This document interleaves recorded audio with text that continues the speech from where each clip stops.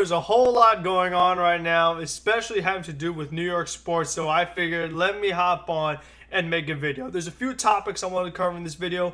Number one, I want to talk about Will Hernandez, his positive COVID test for New York Giants. I want to talk about the Justin Turner positive test and my take on that, because when I made the World Series video, the whole Justin Turner saga had not really happened yet. It was happening while I was recording, so I didn't really get to talk about that. And then number three, I want to talk about Steve Cohen and Bill de Blasio and this whole idea of the Mets sale. So be sure to stay tuned for that. If you guys like this kind of video where it's kind of a lot of different things, not just one topic, not just a game recap, but talking about multiple topics and just my reaction, my takeaways from these topics, make sure to leave a like, comment, what do you think about what's going on with Hernandez, what there's going with Justin Turner and the Dodgers, what there was going with Bill de Blasio and the Mets and Steve Cohen and all that craziness. And make sure to subscribe to keep up with any other kind of videos that I may be posting, because like I said, I'm going to try to do some different stuff to really get this channel going and get a feel for what you guys like and don't like. So let's start with the New York Giants, as it came out that Will Hernandez has a positive test. And I think it has been very interesting the way the NFL has handled these positive tests compared to Major League Baseball in the regular season. We'll get to that later.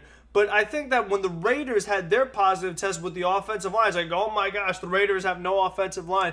But it ended up everything was okay, and these guys were able to return to action. Same goes for Cam Newton. He came back much faster than I thought he would have. And just a lot of these players in general that had, got a positive test, they're back relatively soon. So football hasn't gone to this huge panic mode where it's like, oh my gosh, cancel the game, do all this. And the way baseball, it's like, they had these big time outbreaks where there's a lot of players on the same team. So that particular team couldn't have a game for a couple of weeks. That has not happened with football. They've been very flexible. Move the game to Monday night. Move the game to Tuesday night. They've just had a lot of different creative ways of handling this.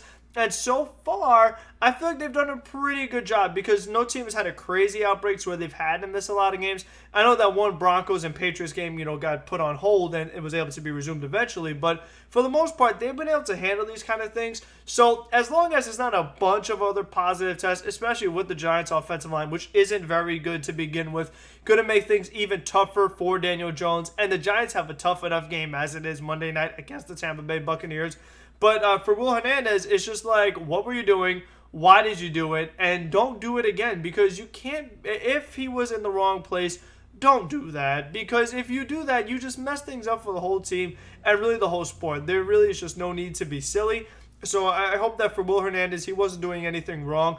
But for the Giants, just to not have this become a big thing. Like I said, I feel like football's done a really good job with this so far, and I don't expect anything too crazy to happen yet. Coach Joe Judge said he expects the team to play Monday against Tampa Bay, so that's the plan for right now. Justin Turner, on the other hand, this is something that is very, very fishy. And the reason why is I think that baseball was more concerned with the business in this particular instance than they were about the safety of players. If Justin Turner has a test and it's positive and he has to have a second test and it comes out mid-game and you're like, okay, we have to pull him, it is very concerning that happened. And just the fact that they continue the game, with this uncertainty about Justin Turner. Let Turner play. Let him be out there with no mask, in the batter's box, no mask, going around the bases, playing third base. So everybody that ran past third base, every time that Justin Turner stepped into the box, germs everywhere. Justin Turner was not wearing a mask. So I just think that I don't see how some of these other Dodger players or even Rays players don't get sick. We haven't gotten any information yet. And I wouldn't be surprised if baseball keeps that on the down low, if they want to try to avoid announcing if there were a lot of positive tests or things like that. So I just think that it is crazy that something like this happened. They told Justin Turner, okay, now you cannot go out and celebrate the team. You got to isolate and you got to stay away from everybody. And Justin Turner didn't comply and went out and celebrated anyway. That's a big red flag to me. That makes me think that Justin Turner did something that he wasn't supposed to, and that's why he got sick in the first place.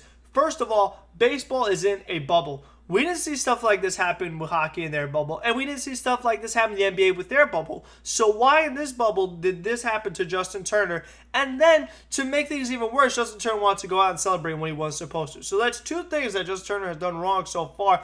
Then, on top of that, he takes off his mask while they're doing pictures and everything. I mean, it blows my mind that Justin Turner would be so careless around Dodgers manager Dave Roberts. He's right next to you. You're touching the trophy. You're putting germs all over it. So I really thought that was just so silly. I know your team won the World Series, but at least be considerate to your other teammates and their families. Like, that just doesn't make sense. A lot of these other players, they have kids and things like that. Why would you want to risk getting them sick and then they could get their family sick? I really just don't understand that. You put all the other coaches at risk. So I'm just really disappointed in Justin Turner, just the way he acted in this whole scenario.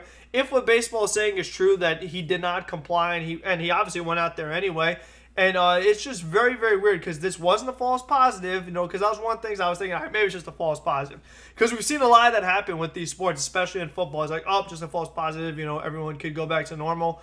But I just think that there was a lot of weird underlying layers in this whole Justin Turner story that really puzzle me. Justin Turner is a former Met, and he's obviously become a really good player for the Dodgers, but that's not exactly the right example you want to set.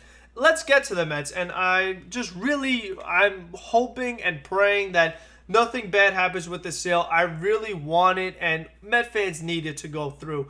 I just don't understand why, all of a sudden, out of nowhere, Bill de Blasio wants to step in and say, oh, no, wait a minute, I don't want this deal to go through. I want to kill this sale from happening.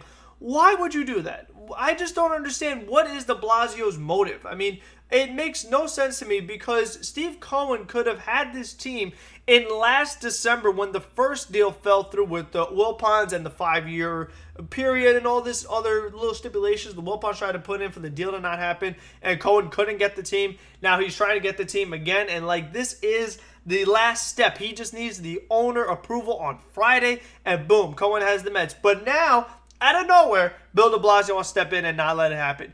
I just don't get why he would do this. It is not a good thing to do. I mean, if you're trying to get votes, I'm not voting for you. Met fans aren't going to vote for you. Why would you do this? Why would you, as mayor, you're trying to help out the people, and you're making the New Yorkers' lives worse. So what exactly are you doing? I don't care what stipulation there is inside the Citi Field clause. Oh, it's a city park.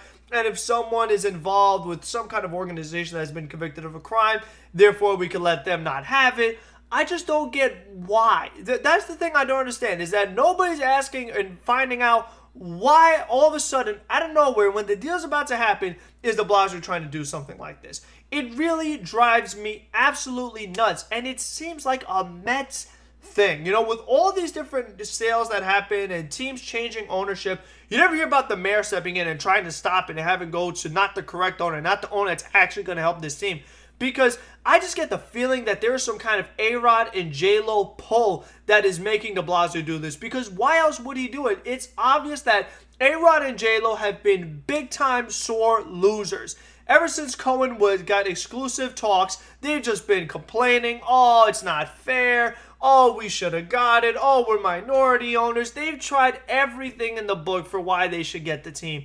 And it's just like, listen, you lost, go away. Stop trying to sabotage the thing. And you did not have enough money. That's all it is. You know what I mean? It's like, I want stuff, but I don't have enough money, so I can't get it. You know what I mean? So the same goes for A-Rod and J-Lo. I know they're used to getting everything they want in life. Sorry, it didn't work this way. Steve Cohen has more money, and that's how it goes sometimes. Live with it. Be like normal people. So, I mean, the whole thing just drives me nuts.